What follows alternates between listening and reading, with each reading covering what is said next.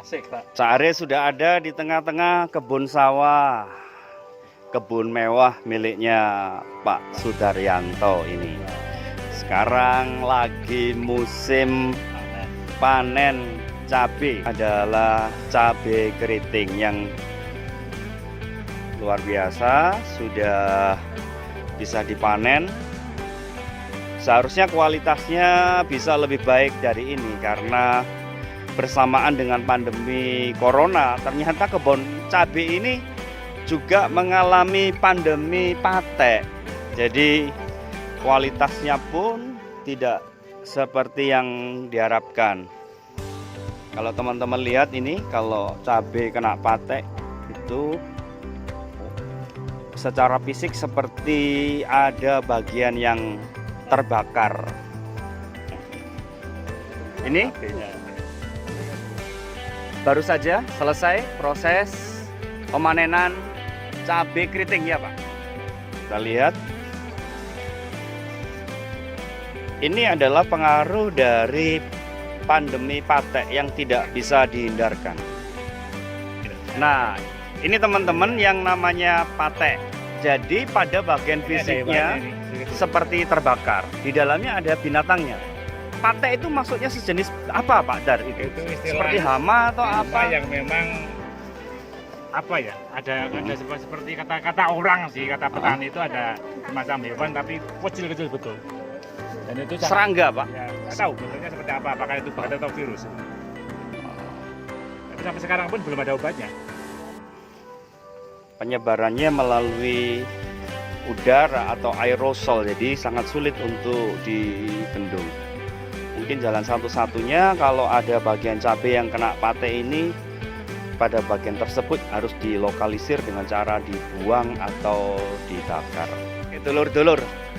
Tapi lebih jelasnya saya langsung ketemu dengan Pak Sudaryanto. Pak Sudaryanto ini adalah owner dari kebun cabai mewah ini. Selamat sore Pak Dar. Pak Dar ini sebenarnya sudah sangat sibuk. Tapi kenapa kok masih merawat kebun cabai sedemikian luas? Yang namanya kesempatan dan peluang itu kadang tidak datang lagi atau kedua kali. Nah ini sisi positif corona itu kan kita tidak di rumah, sehingga pasti kita ngapain toh untuk mengisi hari-hari itu. Nah puji Tuhan kami ada beberapa petak sawah yang selama ini dikelola oleh tetangga, tapi ternyata nggak maksimal dalam hal pengerjaannya, sehingga kami inisiatif, kami minta kembali untuk kami kelola sendiri. Dan puji Tuhan kami boleh belajar untuk menjadi petani anyaran. Wah, seperti itu. Kalau petani anyaran itu kan ya luas tanahnya ya paling ya seharusnya ya 50-100 meter. Tapi ini luas tanahnya begitu luas. Berapa kalau boleh tahu Pak Dar?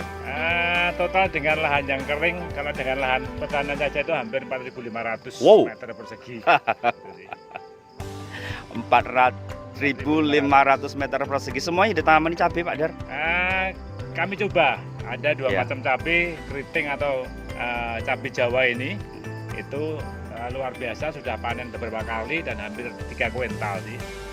Tapi untuk yang cabai yang rawit sebelah barat sama yang barat tadi itu kena pandemi seperti dikatakan tadi oleh reporter. Nah kami coba untuk tanam cabai lagi baru di rawit yang ke ujung selatan itu, mudah-mudahan nggak kena pandemi. Gitu ya. Kira-kira kalau satu batang cabai itu bisa panen pada umur keberapa dan berapa kilo biasanya panennya Pak? Dari masa tanam sampai dengan panen seperti ini itu kurang lebih 3 bulan. 3 bulan ya Pak ya? Satu pohon itu kalau normal itu bisa panen sampai beberapa kali dan bisa juga 3 bulan berikutnya. Jadi masa panen bisa 3 bulan berikutnya dari panen pertama. Oh jadi tidak satu kali panen tanaman itu mati ya? Ya. Berarti dia punya sistem reproduksi beberapa kontinu ya? Ya. Per bulan atau per minggu atau per apa bisa dipanen lagi Pak Dar? Masa panen itu rata-rata per 3 hari sekali panen.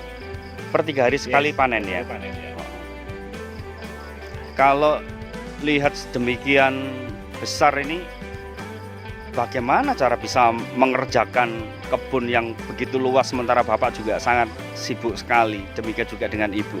Gimana Pak cara Ini memang, ngaturnya Pak? harus sih, nggak mungkin kami kerjakan dengan saya dan itu dan anak-anak. Jadi kami mengkaryakan 2 orang khusus yang setiap hari standby di kebun sawah ini. Itu memang kami gaji kami coba gaji sistem mingguan. Jadi ketika seperti ini dia bisa, karena memang tinggal masa panen aja. Tapi mulai dari persiapan lahan, tanam, kemudian pemupukan, kemudian mencabut rumput itu dari tenaga sih. Jadi kalau kami tinggal ngelola bagaimana ngisi hari kami untuk masih waktu luang untuk kami ya sedikit refreshing di tengah-tengah kepenatan dan tentu juga olahraga. Ya, ini ketika Pak Dar nanam cabai ini kan juga bersamaan dengan musim pandemi. Juga di samping pandemi corona juga pandemi paten. Berarti tidak sesuai dengan proyeksi yang diharapkan Pak. Gimana Pak? Ya itu pasti, karena memang tahun kemarin itu pengalaman cerita dari tetangga petani sebelah itu di bulan yang sama, di bulan Juli tahun 2019 itu per kilo bisa 50.000 lebih. Wow. Nah sekarang ya sangat-sangat nggak cuma terjun, harganya seperti harga terjun bebas. Terjun bebas ya Pak? Ya, seperti itu. Ya, cara menyiasati bagaimana Pak? Kalau biaya operasionalnya malah tidak sesuai dengan hasil dari panen, bagaimana bisa tetap bertahan? Ini makanya kami coba ini tumpang sari. Ini kami khusus yang kota ini kami tanami juga dengan 115 pohon pisang rojo, pisang raja ini. Oh ini pisang raja Pak ya? Semua itu nanti mudah-mudahan panennya diharapkan semuanya berhasil, dan satu pohon pisang raja itu kalau utuh semua itu bisa dijual per satu tundun. Satu tundunnya? Ya mulai dari 250.000 sampai 300.000 per pohonnya.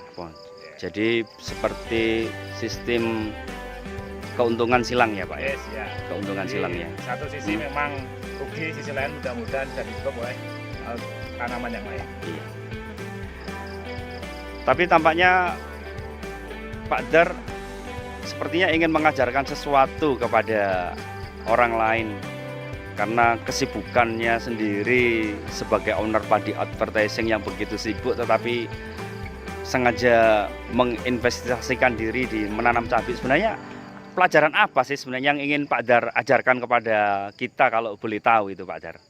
Oke, sore pemirsa semua, guys semua yang saya cintai dan hormati. Memang satu sisi kita belajar bertani, itu petani anyaran. Satu sisi lain kami pengen belajar bagaimana Tuhan itu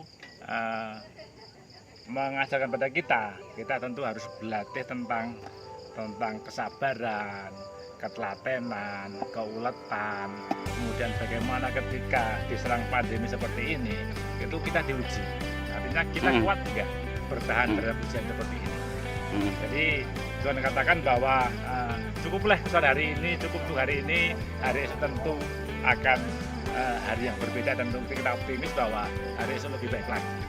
Jadi memang kita mulai belajar dari mana persiapan lahan sampai dengan panen itu nggak gampang. Banyak proses yang kita lalui, dan itu kita memang belajar betul bagaimana kita harus mencermati setiap hal.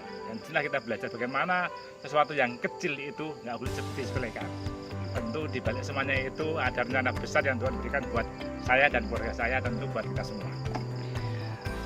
Apa yang membuat Pak Dar ini bisa bertahan sedemikian tekun, bekerja keras sampai sekarang ini? Mungkin ada moto atau filosofis tertentu supaya kami bisa dapat belajar. Oke, jadi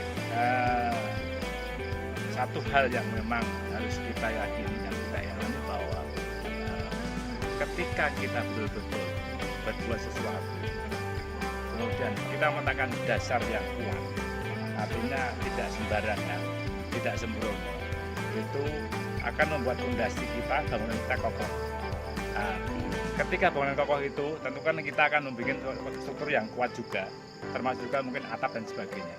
Artinya seperti seperti ini ya guys ya, bahwa menjadi pribadi seorang yang Tuhan harapkan, tentu kita dilatih bagaimana kita itu belajar, terus belajar bagaimana kita itu hidup berkenan pada Tuhan dalam segala hal.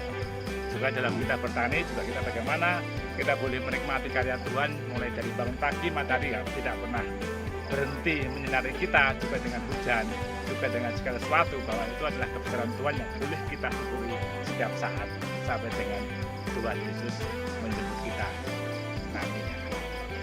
Oke teman-teman, sekarang kita bisa belajar. Pak Sudaryanto ini adalah sosok bagi kita yang dapat kita teladani. Dari kerja kerasnya, ketekunannya, bagaimana fleksibilitasnya dalam membaca peluang, tetapi walaupun banyak persoalan yang dihadapi, beliau tetap bertahan.